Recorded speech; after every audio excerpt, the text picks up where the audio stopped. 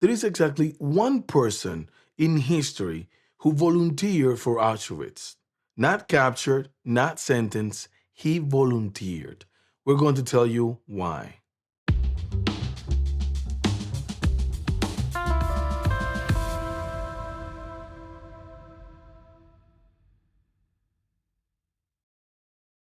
It is 1940. Poland has already fallen. Warsaw is occupied. The Polish army is gone, and in the middle of the wreckage, a small group of Poles are starting to organize, carefully, into a resistance. Meetings happen in back rooms and churches' basements. Messages move by hand, never by phone. Everyone involved knows exactly what happens if they get caught. Word starts moving through the underground about a place outside the small Polish town called Auschwitz, a camp. Nobody in the resistance knows exactly what it is yet. What they do know is this: men are being sent there, and telegrams are coming back to their families not long after, saying those men are dead. That's strange. That is too fast. Somebody needs to find out what exactly is happening inside. A man named Witold Pilecki hears about a problem and makes a decision that almost nobody else would make. He is a cavalry officer, already decorated for fighting in a war against the Soviets 2 decades earlier. He has a wife back home, Maria, and 2 young children. He has every reason in the world to stay hidden and out of the German hands. He does not wait to be sent there. He asks to go in. His plan is simple, and it is insane. He will let himself get arrested, into the streets roundups happening across Warsaw, and let himself get swept up like every other prisoner. Get processed the same way, sent to the same camp, and end up exactly where the missing man went. Once inside, he will find out what is happening and get word back out. His superiors approve the plan. On September 19th of 1940, Pilecki uses a fake name, Tomasz Serafiński, a leather maker, and walks into a Nazi roundup in Warsaw on purpose. He is arrested along with the close 2,000 other men. For 2 days, they are held in an old cavalry barracks, beaten the whole time, given no food and no water. Some of the men around him have no idea what is coming next. Pilecki does not know either. Not really. He only knows he asked for this. There is no way to take it back now. They are loaded onto trucks and driven east.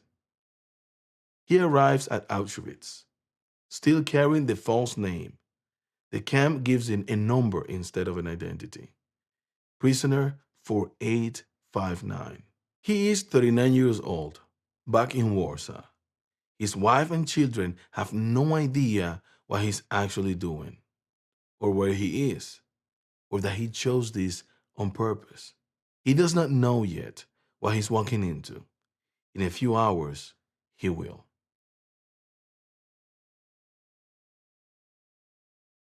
Auschwitz in 1940 is not yet what it will become. It is a prison camp. Brutal, but not yet the machine of mass extermination it will turn into within 2 years. Pilecki does not know that part is coming. He only knows what is in front of him right now. Starvation rations, for no reason. A man shot at random in the yard just to keep everyone else afraid to step out of line. Pilecki watches other prisoners lose themselves within weeks. Stop eating or trying to make it to the next roll call. He keeps a private rule for himself, repeated every single day, just to say straight up, you're not giving up. And somehow, in the middle of all of that, he starts organizing something. Prisoner by prisoner, carefully, he recruits men he trusts into a secret resistance network inside the camp. They call it COW. They share what little food they have when someone has nothing left. They keep each other alive long enough to keep working. Pilecki is not the only man capable of surviving Auschwitz, but he's one of the few who decides survival alone is not the point. The point is getting the truth out while he's still breathing. So they start smuggling word of what's happening here out to the world beyond the wire. One prisoner at a time, one release at a time. Whoever who can carry a message past the gate without getting caught or searched. His first report makes it out in October of 1940. He traveled hand to hand, courier to courier, for months. By March of 1941, it reaches the Polish government in exile, sitting in London. They pass it to the Allies. For 2.5 years, Pilecki keeps doing what he's doing. Reports on the conditions, reports on the death toll, camp by camp, block by block. And then, starting in 1942, reports on something new and much worse. The camp is shifting. It is no longer only a prison for political enemies and captured soldiers. It is becoming a place built for something else entirely: mass killing. On a scale nobody has tried to put into words before, because nobody has seen anything like it before. Pilecki writes it down and sends it out. Somewhere out there, in an office far from the wire, someone is about to read exactly what he sent.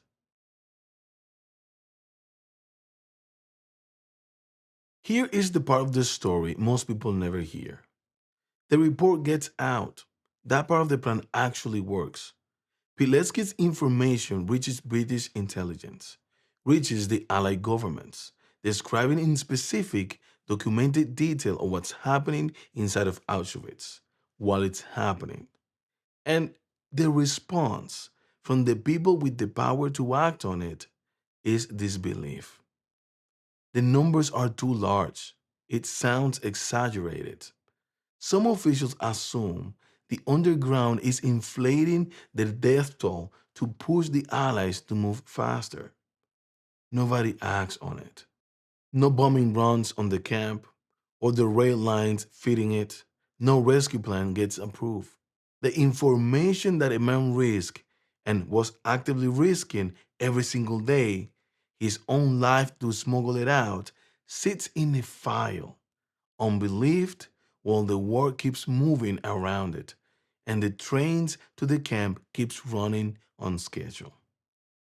Try to sit with that for a second. He's inside right now, starving, watching people die, still finding a way to get the truth past the wire, still trusting that someone on the other end will do something with it. And on the other end of that chain, in offices far away from any of it, people are reading exactly what was sent, deciding it cannot be possibly true. He gets everything right. The truth does not do what it's supposed to do. Pilecki does not know it yet, but that silence is about to change what he does next.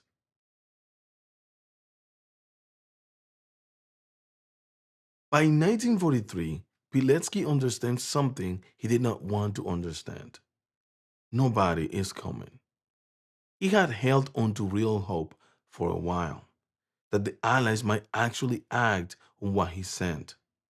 Pump the camp, drop in support, something, anything. That hope is gone. If nothing outside is going to move because of what he's already sent, staying inside does not accomplish what he used to. At the same time, the Gestapo is closing in on his resistance network. Several of his people have already been caught and executed. It is only a matter of time before someone breaks under interrogation and gives him up. So he decides to get out, not to save himself, but because the intelligence he is carrying is now worth more outside of the wire than anything he could still do inside it. On the night of April 26, 1943, Pilecki and two other prisoners are working in a night shift at a bakery just outside the main camp. They cut the phone lines. They overpower a guard. They pry open a door using a stolen key, carrying documents they've taken from the Germans themselves, along with a small supply of cyanide in case they get caught again. 945 days after he asked to go in, Witold Pilecki was back out. He makes his way, mostly on foot, roughly 200 miles back toward Warsaw, avoiding checkpoints, sleeping in barns and strangers' homes along the way, still carrying the cyanide he never had to use. Once he reaches the city, he sits down and compiles everything he saw into a final, complete report. The fullest account of Auschwitz that exists anywhere at this point in the war, written by one man who chose to be there every day of it. Getting out was the hardest thing he had done so far. What happened to him after is even harder. Pilecki did not stop after he got out.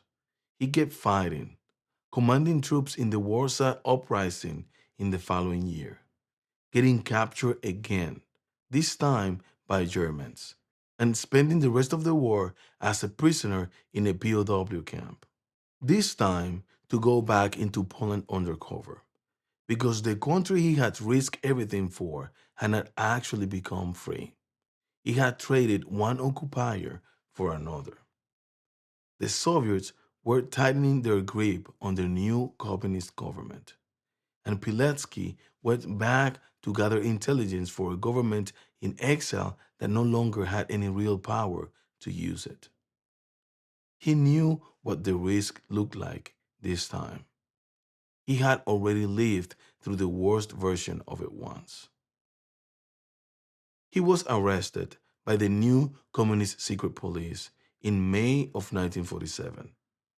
In their eyes, he was a spy working for the Polish state because that's exactly what he was doing on behalf of the government that had no power to protect him. Tortured for months, made to sign a confession to crimes he had never committed, put through a show trial when he wasn't even allowed to testify in his own defense, and where a fellow Auschwitz survivor, now a rising figure in the new Polish government, testified against him instead of for him. He told his wife during one of her visits that compared to what they were doing to him now, Auschwitz had been nothing. On May 25th of 1948, Witold Pilecki was executed with a single shot to the back of the head in a prison in Warsaw. His last words, according to the men in the room, were "Long live free Poland." His body was never found. To this day, nobody knows where in Warsaw he's actually buried. For 40 years, his own government made sure almost nobody knew his story. Textbooks left him out. His children grew up unable to talk openly about what their father had actually done. A man who had done more than almost anyone alive to warn the world about Auschwitz, erased by a country he died trying to save. He did the hardest, most honest thing a human being can do. He walked toward the truth on purpose and carried it out at the cost that took everything he had, twice. And for most of his life, and for decades after his death, almost nobody acted on any of it. Pilecki didn't get a guarantee. He did not know when he walked into that roundup that the truth would take 50 years to matter. He didn't know his own country would kill him for it 8 years later. He just knew what was true and made sure people heard it. Most of us will never face a decision that big, but all of us face smaller situations more often than we'd like to admit. Sometimes you know it's true. Sometimes you know you have to say it. And there is a moment you feel it, you know exactly what it is. That's the moment to actually pay attention to. Not the decision itself, the excuse forming right before it. Here's what to do with it. Be an honest person anyway. One who cares about the truth more than what it would cost you. If this episode stuck with you, share it with someone who needs to hear it. Subscribe, follow, leave a comment. It helps more than you think. And I read every single comment that you leave. We'll see you next time. Bye bye.